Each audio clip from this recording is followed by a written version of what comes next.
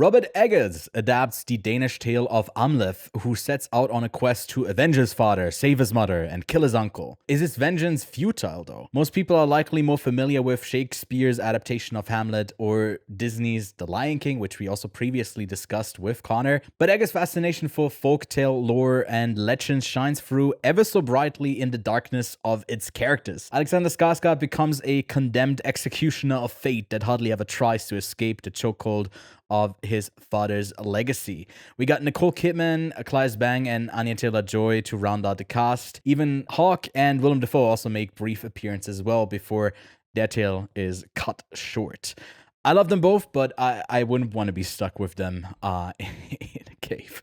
Welcome back to Quiet on Set, to a Roll That Again review of Robert Eggers' third feature film, The Northman. I'm Ewan Graf, and joining me on this isolated farm settlement in Iceland is Connor Brandenburg. Hi guys, I'm very excited to talk about this movie. I'll let you take some more, Ewan, but God, this movie's so good. It's so good. And it's so good that Lachlan and I already discussed it on the podcast a couple of years back. You can already find a video podcast review of The Northman. It was one of our first video reviews, so it looks very different than videos do nowadays, and it's also in a completely different place. We just had previously switched to video with The Batman back in March of 2022, and you can find also spoiler review in episode 96. So I'm gonna give the word to you, because if they're really true fans of the channel, they've already heard what I got to say. I got a lot to say about this as well, but I'm giving you the word to start us off with The Northman. Where do you want to begin? I mean, I appreciate it. I mean, my only thing with this movie is that this movie is such a interesting, like, cultural object to me, because this is, like, to me, Robert Eggers delving into a blockbuster film in the way he did is, like, such, like, what the hell, man? Like, his authenticity to time periods and to just, like, making sure everything is period accurate is, like, an insane thing to, like, basically blow up into, like, a $40-50 million budget. Like, Yeah. like, it's just insane to me. Like, when you watch this movie, it's like, how did they give him this much money to do whatever he wanted? Like, I understand there's, like, limitations. Like, obviously, like you said, it's like a retelling of, like, Hamlet and, like, you know, that kind of story with these characters. But at the same time, I think it's, like, actually, I think obviously Amleth is, like, the what's the word where it's like a rearrangement of, like, the same letters in the name, because his name An is anagram? Hamlet, but yeah, that's so it's like his name is literally like an anagram for Hamlet. So, like, obviously there's stuff that is probably really, like, reliable for a studio, but at the same time, it's like when you watch that ritual scene before they actually go into the that village and, like, just pillage the village, like, or pillage the village. It's, like, such an incredible scene. Like this is, like, something you'd see in The Witch, and, like, seeing that on such a huge scale. Like, I was able to see this in, like, an IMAX theater, which felt so weird to me. Obviously, we saw, like, Nosferatu in, like, these premium formats, but, like, seeing this for the first time in, like, a bigger format is crazy. Like, it's crazy. I know you love this movie maybe a little bit more than me, but like, I was wondering how you felt about, like, the scale of it. Spoiler here, this might be my favorite Robert Eggers movie. Damn. No, I fucking love this film. So it's like the most accurate Viking movie. I think that's one of the terms they were throwing around to kind of market it. At one point out of the marketing was a story that leaked that Robert Eggers said, like, you should, like, die on the boat, like, in a unique way that, like, no one has ever died before, or something like that. Like, some crazy shit. And you expect it to be like, okay, it's this Kubrick-like guy who wants to get something crazy out of his actors, but it still feels like a great collaboration between every department, and he's going, to me, another step above of what he was able to do before, because he gets to extend the world that he crafts, not just through the characters and the time period that he set in with these, like, bottle type-ish settings on, like, a little house on the edge of the forest in, like, New England, or on an isolated, like, lighthouse island in the, like, 1890s. He gets to go all the way back to, like, Vikings time, Denmark, or, like, especially, like, I guess just raiding and pillaging towns. But I love that this movie then isn't caught up in the action part of, okay, the whole movie is going to be that, and through that we learn a lesson. But more than half this film is just, like, set in another small town on Iceland, and that's like, in a small settlement, a farm town, and that's pretty much it. So I think that's maybe playing with your expectations of how this movie was marketed. Overall, I think people were quick to say that maybe it underwhelmed because it didn't make its money back. I think it did end up having like a production budget between like 70 to I think $90 million in total, and it made back 69 nice at the like collective worldwide box office. But I think it made a ton on the back end with like the DVD sales. So I think talking about the box office and like a commercial success for a film is like it's always like, okay, is it good or bad on that level? Is super reductive and doesn't really help. But it also is important, especially for these stories, because it has a bigger impact on, okay, what's Damien Chazelle's next thing? What's Arias's next thing? Not after they had like bombs that also weren't, I think, critically well acclaimed. And with Robert Eggers, you see people love this. Maybe it didn't do as much as maybe Universal had hoped, but he gets to do Nosferatu and he gets another 50 million to do that. And that makes more than all of his other films in like the opening weekend. I was like, hell yeah. And I just love that we get a rich story like around this tale of revenge that is so futile that someone gets consumed in, that we get a lead character that we obviously understand and I think are also rooting for his success. But then you're like, okay, well, what about you make a better life for yourself and you move past this? And he's like, no, I gotta go avenge my father. I'll save your mother. I'll kill your Fjölnir. And it's like obviously you get that like, ooh, you get that manly thing of like, yeah, he's just fighting, and that's exciting. But then you also get like all of those layers of characters that you get with everyone here that just like wants to live a life in this godforsaken world that is full of like murder and words I don't even want to say because it wouldn't be good for the YouTube algorithm.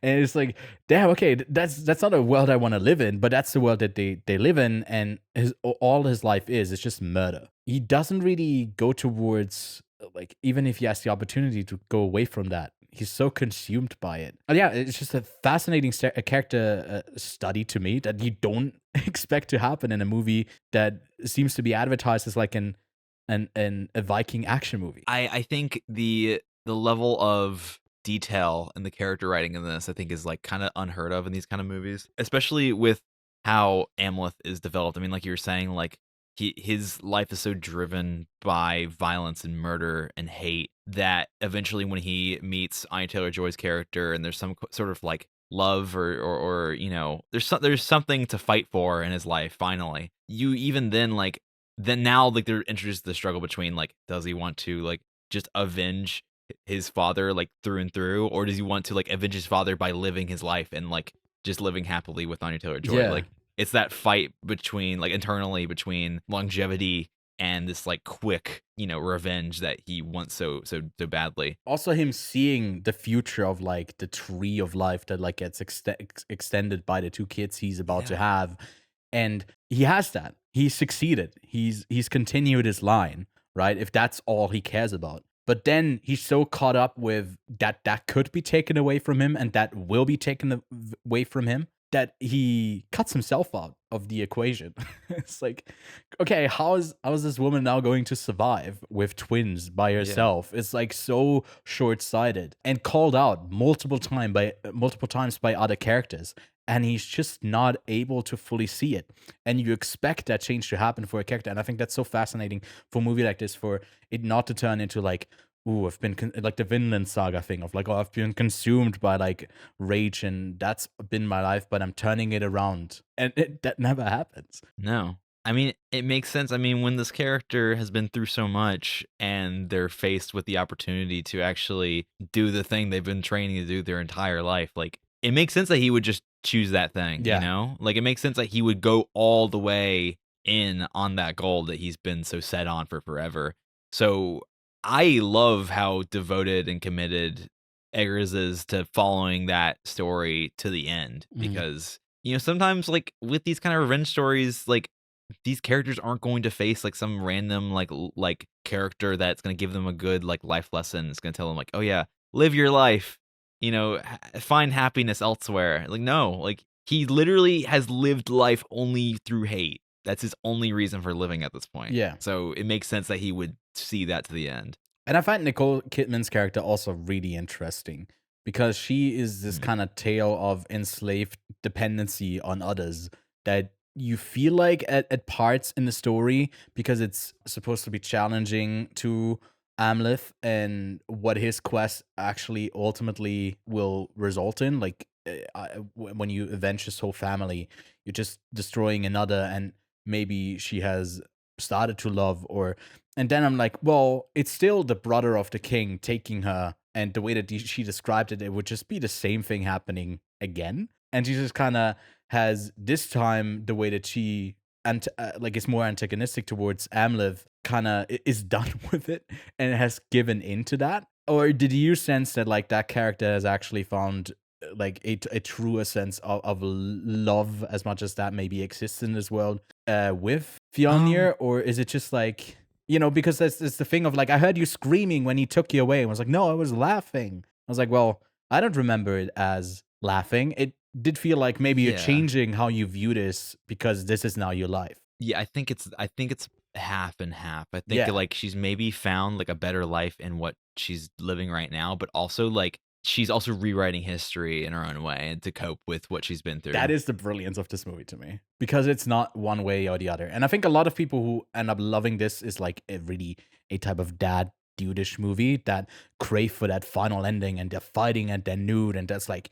yes, that's the ultimate like epic moment. But it's like, yeah, no, that part is exciting, but yeah, don't get rid of all the stuff that like was thematically laid out to you. Don't reduce it down to Yeah. that, because that's a thing about this film. It has like it offers a lot for those people who don't want any of those like kind of lessons, or like, I don't know, the story to be taken with a bit more. But to me, it's much more than that. And then I also get like the more ape brain thing of me. It's like, oh yeah, violence, entertainment. I think this movie, in a good way to me, avoids implicating the audience in its violence and, wrongs them for enjoying the violence that we see in this movie for how like badass it is. It doesn't like treat the audience as like a baby and it's like, you enjoy this audience, you're so cruel and awful. But no, like with the story we were given, with like everything we've seen throughout this movie, yeah, it's going to be badass when Amleth goes back to the enslavers with Fjolnir and all of them and saves Anya Taylor-Joy. Like, yeah, that it's a badass scene. Like, Yeah. we're not gonna like,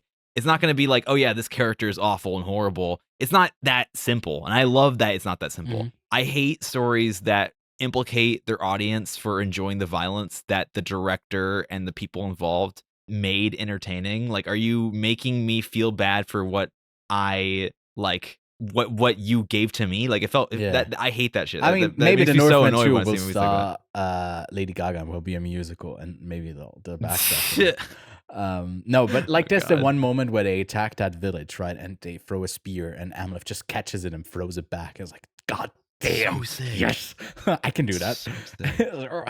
And then they storm it, and then they fight, and they kill everyone. They kill the children, and they're like, wait, hold up, fuck. And it never judges that, right? It never, there's no comeuppance, there's no repercussions for that. And Adela Joy was also a part of like that scene, and he was a part of that. He makes himself a slave, and then goes to the island where Fjolnir is at. It just kind of depends on what side you're on, but like where you live, it's not like you can escape the violence. So it's like it would be Mhm. weird to judge it in this world, because it feels like ultimately like that's the fate of all of these characters, and that's why they're so infatuated by that. And then on that island in Iceland, where they're not connected to the crown or any kingdom anymore, they're just like their town. They kind of can strip the violence away, and he brings it back to them. And you can see how like his uncle is like fighting against that violence fully coming out a bunch. It's still around. It's still very much a part of like how they treat us. It's not like they are like good people there. And I love that like because that's also a way that you could go like, oh, actually, like another way that the story could have gone is like, you see this village, it seems all good.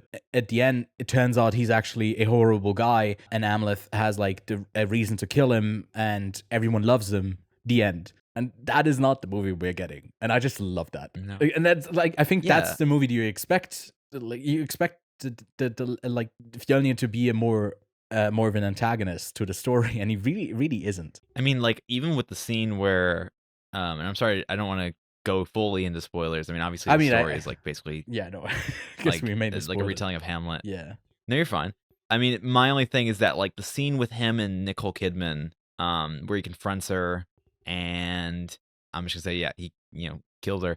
Like it doesn't really like portray him in the best light, and I feel Mm. like that being a sort of like you see his face and his attitude and his behavior fully change from that scene on. Like he is like I feel like that is what sets everything into motion is that scene. Mhm. Because after that point, he's lost everything. Like every single because his original goal was like, I'm going to save my mother, right? Yeah. So like once that is deconstructed, what else does he have? Like he's done his entire life has been devoted to saving his mom and killing his uncle. But now, like that entire goal is like deconstructed, and his mom tries to kiss, like makes it like this weird like incestual moment. But obviously, like it's like doesn't like portray Amleth as like being attracted to his mom. It's like a scene where like it just shows how his mother, to adapt to her situation and to like the treatment that she's been given, she has had to make herself like basically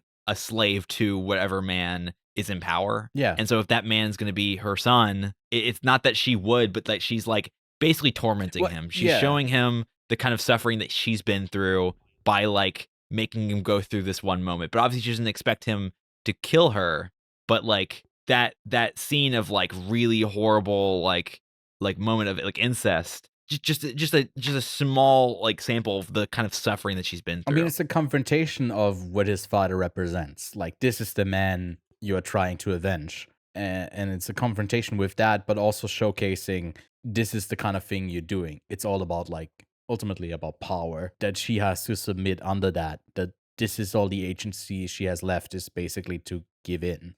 What else is there? And yeah, her character is really traumatic. To just like from beginning to end, all like she experiences. Yeah, She's like the highlight to me. Yeah. I didn't really notice that until that like scene is watching so it strong.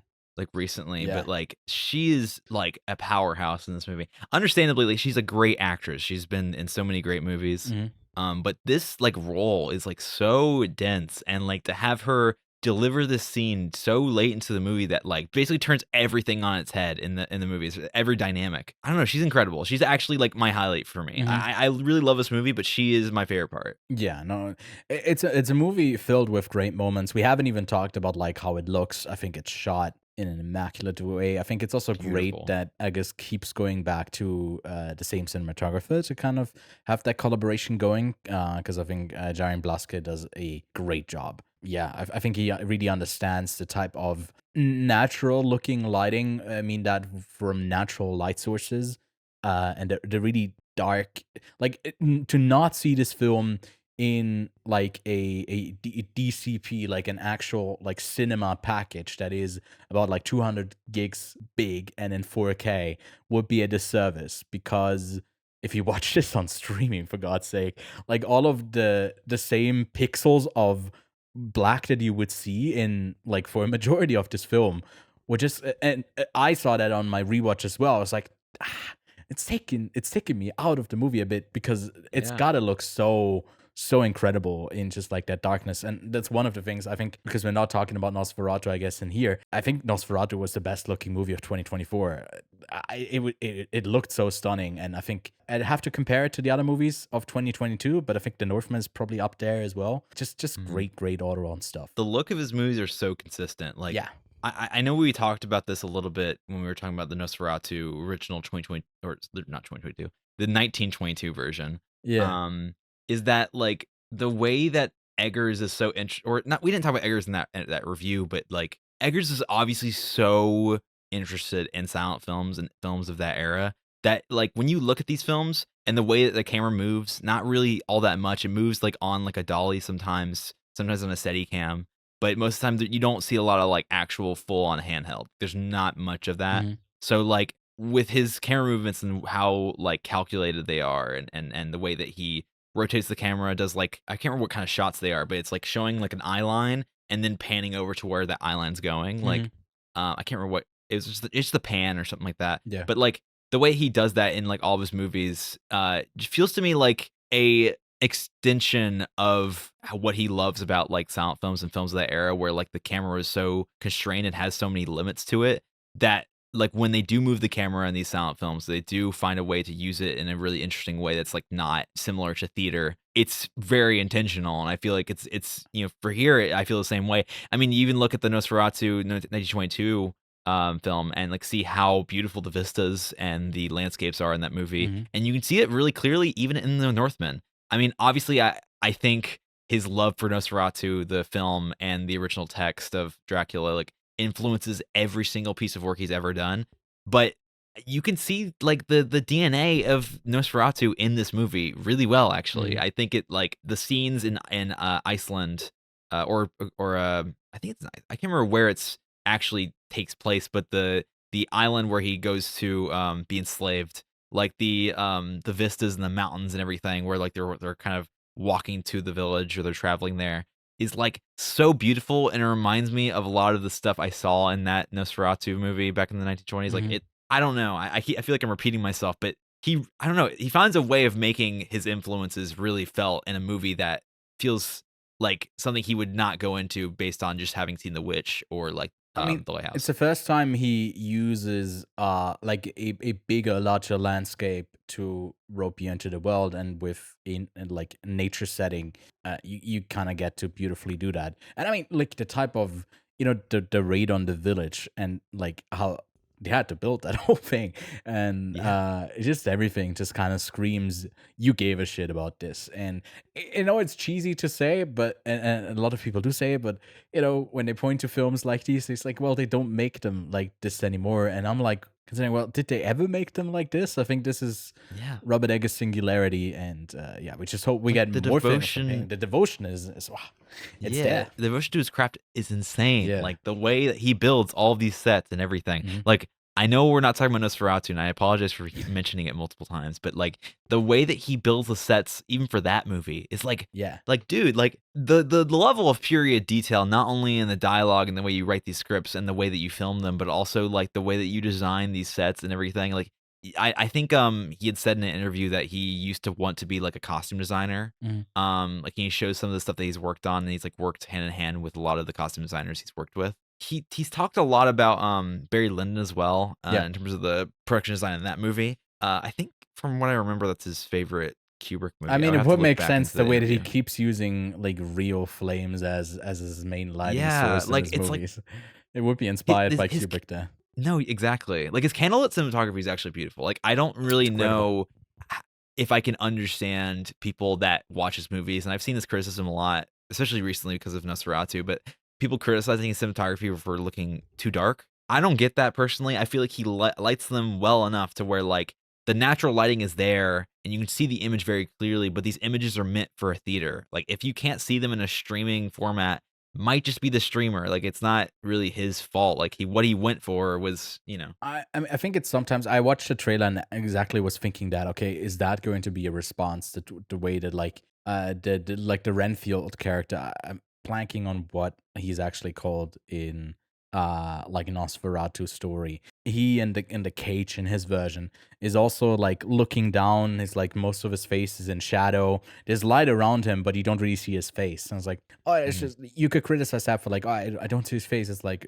it's dark. It's not lit well enough. Well, no, that's the intention. It's supposed to be dark. And I found that critique really silly when they did that a bunch with Game of Thrones, because that was so huge that a lot of people saw it. And I think you just get that mainstream audience that doesn't really understand the lighting also being part of the presentation and all of it being intentional. But yes, the shortcomings of constant streaming things is just that you don't get that depth in Mhm. the amount of pixels you you have to like I guess stream it properly. And yeah, it doesn't help the darker films. His images are made for the theater. Like Hmm. people that don't believe that are like when he watches these movies back on set, when he watches the dailies, like he's watching them for a theater. I feel like people have forgotten the fact that like sometimes directors don't really think about the streaming release. Like to my opinion, they shouldn't. but you know, like when you watch these movies back in the dailies, like they're making them for a theater experience, and I Mhm. love that he was so devoted for that for all of his films so far, especially this one, like with how expensive it was. Oh my god. I mean, I think Universal is kind of redeeming themselves to be the one studio where I'm not constantly on a weekly basis going, "What the fuck are you doing?" Because they worked well with Nolan. They're going back to back with the Odyssey now. They've worked 2 times well with Eggers. They could have clearly dropped him after maybe the Northman didn't pan out to be like a huge box office hit. Maybe made a return for them. But like that's when you often see studios drop a filmmaker that they and you question where they get the next funding from. And I think with him, that you just look at this guy's filmography and like, okay, we'll make your next movie and we'll get it to the up to there where you want it to be, and you get the money. And it's a great. I hope that stays with for Robert Eggers for a long time. Don't care with what studio that is. I just want more of these like that level of craft in movies, because yeah, it just produces some of the best movies of that year. And I'm gonna I'm gonna give this one a 10 out of 10. I think mostly it's like a 9.5. I don't think the movie is perfect, Y- but Yeah, but I mean, I love it. I'm part of the group that thinks that if you love it enough and you want to give it a 10, give it a 10. I Oh, don't feel like there really needs to be an academic yeah. No, I just restriction on realized that when I you give forgot to 10s. log it again for my rewatch, which I did with Oh, okay. my little brother, and I think it was interesting to see his experience to this film because it's his first Robert Eggers movie, and a lot of the scenes, like especially in the cave, he was like, "What the fuck is happening?" I was like, a lot of it, he was like, it didn't really get it. He ended up giving it, I think, like a 7 out of 10. He didn't love it as much as I did because he also didn't see the Mhm. thematic depth. So he was like, "Okay, what's all of this coming together?" And that to me was an interesting experience. It was like, well, guess this wasn't for you. It's for me. So 10 out of 10 Right. for me. But yeah, what would you give Yeah. me? I mean, I would give it a 9. I think it's a Yeah. really, really fantastic movie. I think Eggers is one of the best to do it in general. I think he's like really, really got a streak going right now. He's just one of the best. And Mhm. I really don't understand people that are deniers of his craft right now, especially of his craft, because oh my God, this movie is so well made. So yeah, we give it a 9. I think it's really, really fantastic. I only as much of a fan as you, I think, but Mhm. like it's definitely up there for me. I think when you look as at the ranking, like, it might not be very high, Yeah. but that's just because his filmography is insane, like, it's crazy. Exactly. So let us know now that we've done this kind of mini retrospective on his 3 films plus, I guess, Nosferatu from 1922. We can throw that in there as well. Which one of those? Again, no, let's exclude Nosferatu, but you can talk about his Nosferatu. Which one is your favorite, and drop your rankings in the comments below. We'll also do some shorts maybe on our channel that you see where we talk about like our respective rankings, and we might even get Kevin and Lachlan to do them as well. But yeah, thanks so much for watching, and stay on that boat. Don't go back to the island just because fighting in the nude on a volcano that's erupting, it sounds better than it actually is. So stay on that boat and raise those twins, and we'll see you the next Please. time around. Bye, guys.